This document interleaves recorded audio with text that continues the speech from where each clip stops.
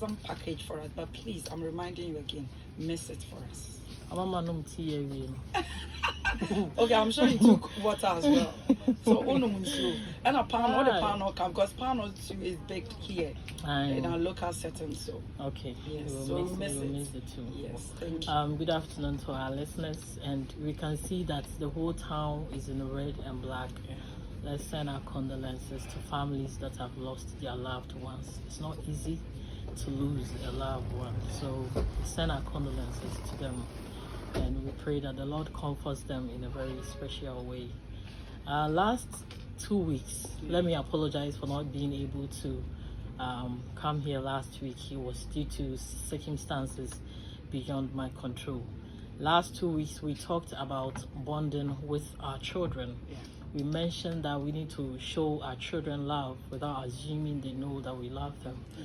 We also need to have a parent-child ritual, of which we try to explain. When we talk about ritual, it wasn't about shedding blood and those things, yes, but it was something that you do with your children frequently and regularly, just to have a close connection with your children. And we also mentioned that there is the need for us to play together with our children. This week, I want us to finish the bonding issue. Yes, so I want to bring the other part to our dear parents out there. I hope it creates an impact, like you rightly said. Today, we are going to talk about bonding with our children, the second part. You know, the most important relationship to a child is the one that they develop with their parents or caregivers. Children value relationships, most especially those with their parents and caregivers, people they see are taking care of them, people they feel safe around them. They are the people that children care to have a relationship with. This morning, Ohima did something to you. Yes. Yes. She did something to you. It was because as she was growing, she didn't see you closer to her. So she doesn't feel safe being around you.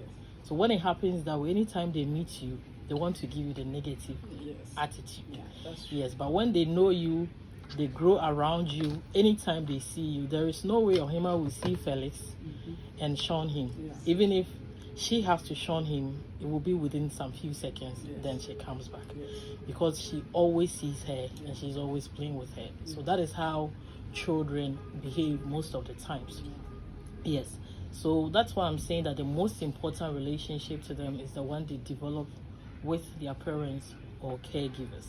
As and when children grow, they learn so many things around them, so many things in the world. And how do they learn these things? They learn these things when the parents try to create a healthy or a positive parent-child relationship with them. So that is why it's important for a parent to try to create a bond with his or her children or her child. Today we are going to talk about 3 more points to wrap the whole bonding issue up. So the first thing I want us to talk about this morning is that as a parent, you need to listen and empathize with your child.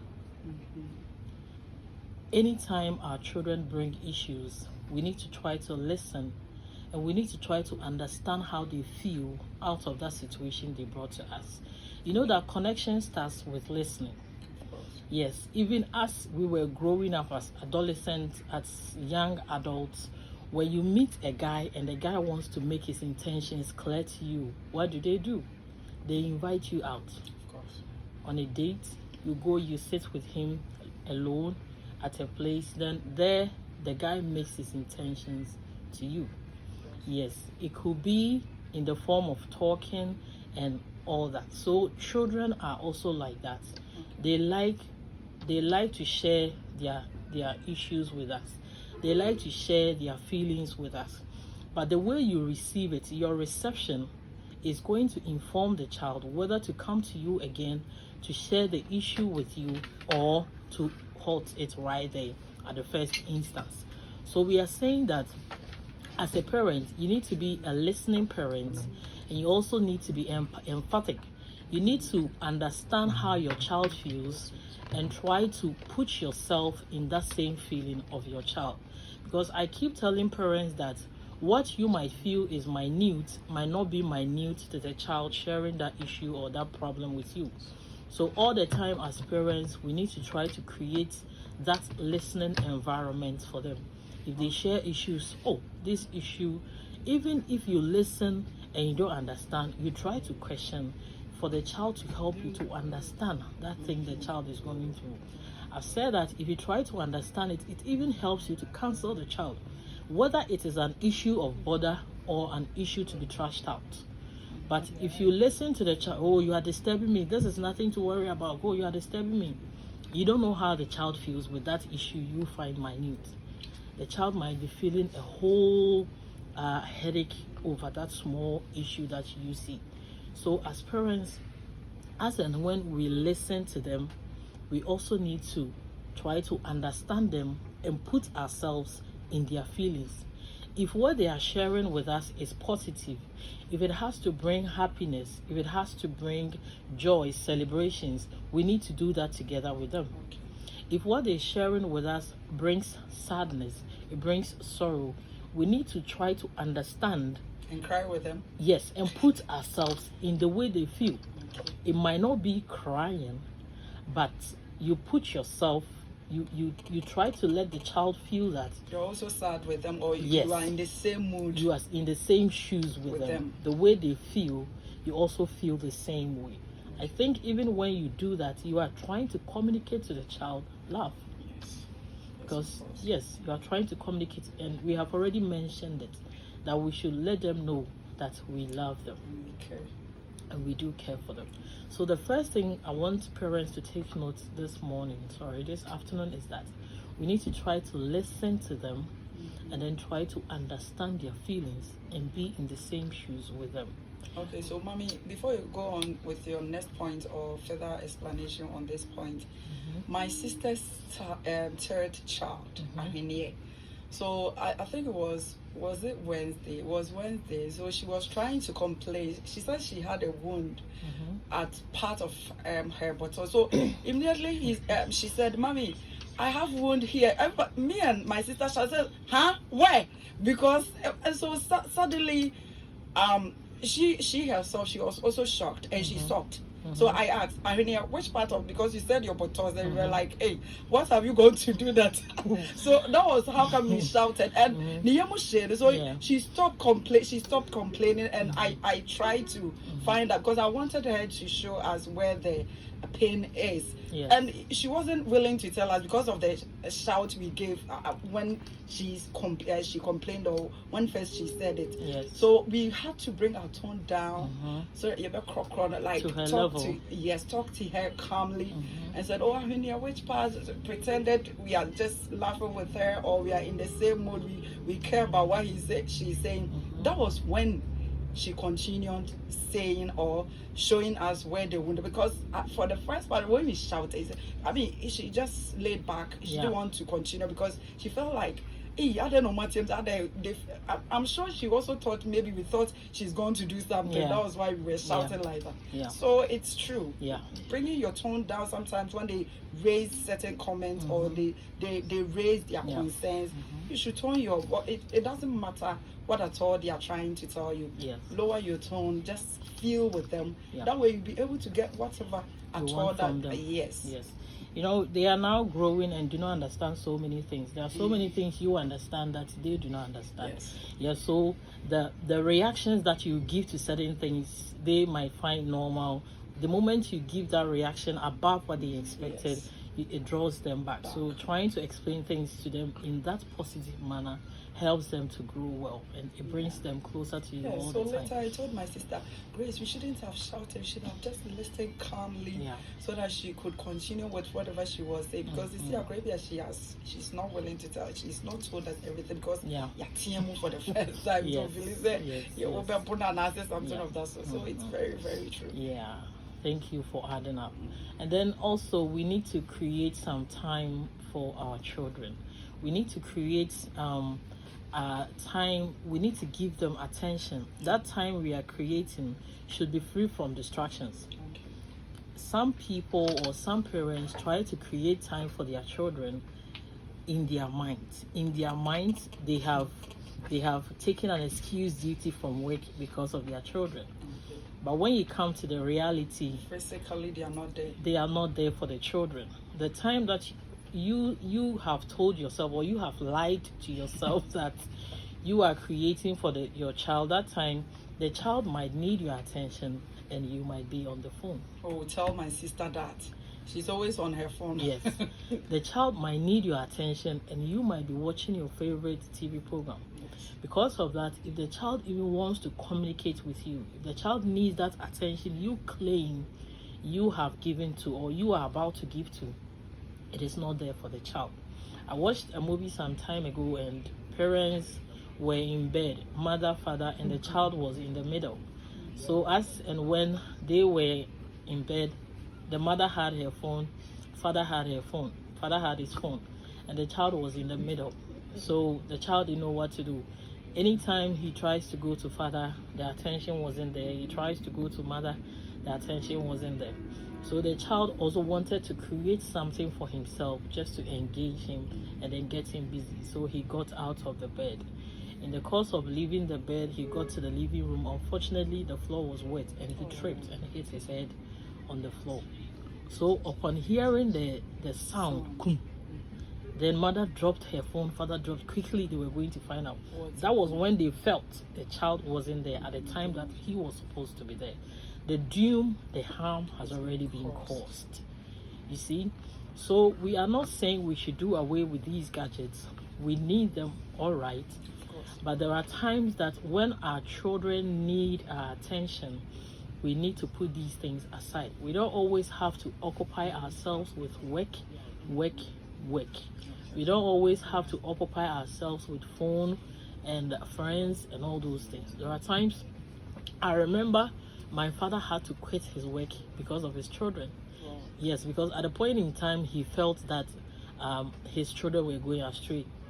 He was working at the Bank of Ghana, but he was transferred to Tamale. Okay. So he normally comes during the weekends. So when he leaves home, it was just my mother taking care of about 6 children. Wow. 4 boys, 2 girls. And you know how boys behave most of the times. Yes, so my father felt that my mom couldn't control us or couldn't give us the right care as and when we were growing. So he had to quit his job as a banker, come stay in the house. That was a huge sacrifice. Yes, just to take care of his children. And that decision he took was the best decision ever, which went a long way to help his children. So that is what I am telling parents now. There are times that we need to put certain things aside just to have time for our children, just to give our children the right tutorials to life. The time that you are sparing for them is not just for playing and those things. It could be a time you need to talk to them about certain things that will guide them to life. Your child might even want to tell you something, but you would be nowhere to be found. There are some fathers, before you see them, it might be once in a month. Mm-hmm. Yes, because as and when we teach, sometimes you meet some children and you ask them things about the home. They will tell you, when I woke up, my dad was gone. When was the last time you saw your dad? They don't even know. When was they always come in late. Yes, they come when their children are asleep. They leave when their children are asleep. So there is no time for the father or the mother to even talk to these children, just to guide them on things about life. And as they are growing, you are exposing them to the world. So there are so many things they need to know in the world. They need to understand in the world. So parents should try to create a time of no distractions. Not I'm creating a time for my child, but in your mind, physically you are not there. No. So that time you've created, you are using it for your own self. Yes, you think that is for the child. Maybe the child is playing somewhere and you are, even though it happens that way, but the child should be the object of paramountcy. It should be your priority. You shouldn't let anything distract you. The least move or the least change that comes in the child, you should be able to detect it and then quickly attend to your child. Yes, and then lastly, I don't know if I should add it or you want to say something. Yes, I want to say something. What I had wanted to say was that to what you just said to this point, so that it wouldn't be like you gain everything using your father's own as an example.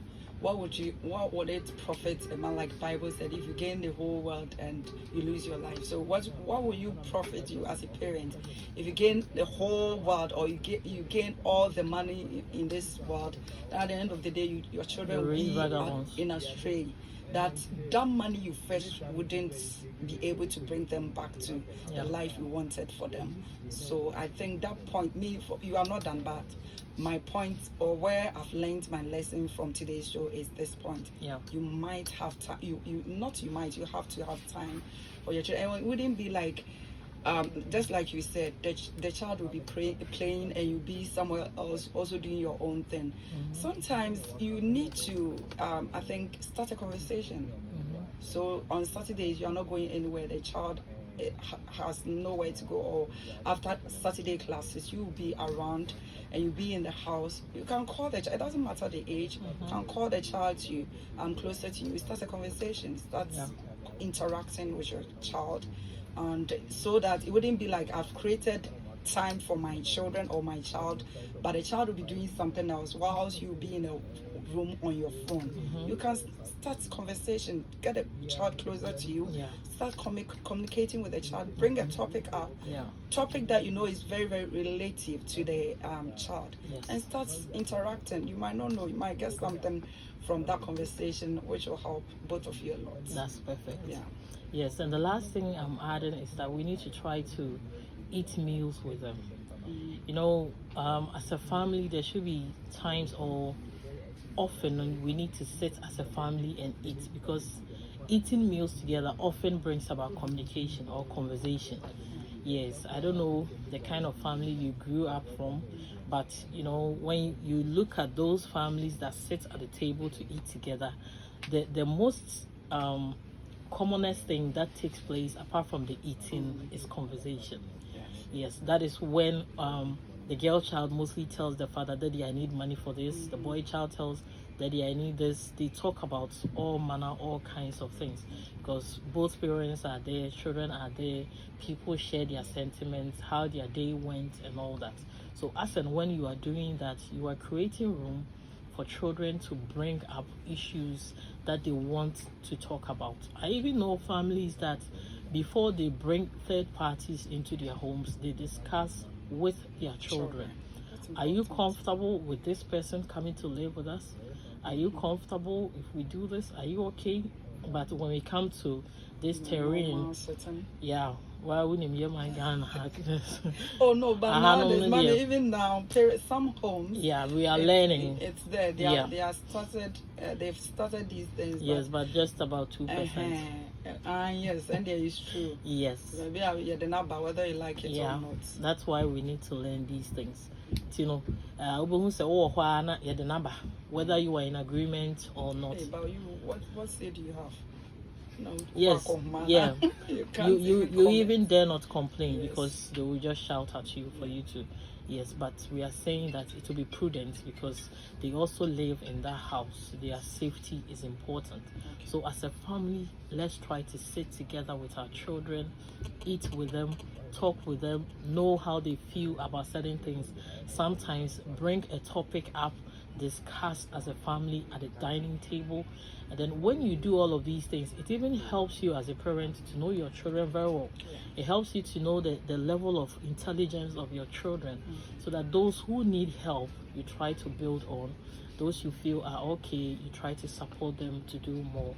And it will be a very nice experience together as a family, because I was raised by my dad, but with the help of my auntie. So my father will travel, and anytime that he's around, maybe after we have finished eating, so he would just take me out in the evening, but sometimes you buy me apples and all that. Maybe I'll be standing on my clothes and tired of them. Somewhere not make my legs like stretch, you know. My legs, what to show your stomach. So I was so comfortable with my dad because Bibi me pebia or I'm so what is some down for from in Krabrumina on me discussing issues, even concerning the business near day. I was so comfortable and the me who say, oh, me need to pay your pay. But me is because of the audience, I feel like me will make a punch and tell me yes. So that bonding is very true. important. It's very, very important. Very, very important. Yes. You know, most of the girls today who are not getting the right care, sometimes even during the menarche, the first menstruation, they are not even able to discuss with their mothers or with their parents. But under normal circumstance, they should be able to discuss with them so that they guide them through. At this period, if you try this, you get pregnant. At this period, this is how you need to wash your things. This is how you need to take your bath. Then we guide them through all of these things, but the bonding is not there. To all banokran or ferry, Ebia or penal, she has that feeling, she has that zeal to discuss it with somebody, the right person. But my mother is not there. My father is not there. I'm shy. That is the word they normally use. I'm shy to talk to my mom. I'm shy to talk to my dad. If you are shy to talk to your mom, your dad, who else will you talk to? Your friends. But say your parents, you know, so and they increase that environment. Yes, your friends. Mommy, I wish this topic will be in this. You know. Okay. And so they talk to the wrong people. If care is not taken, they give them the wrong advice and it ends them in a very bad situation. So as parents, let's all try go every mile to create the perfect bond with our children. Thank you for having me. Thank you to Mommy. That was Mrs. Adwoa Asantewaa Korsah, pastor's wife, as of Mommy, teacher from Test Model Basic, also a parent, and yes, and also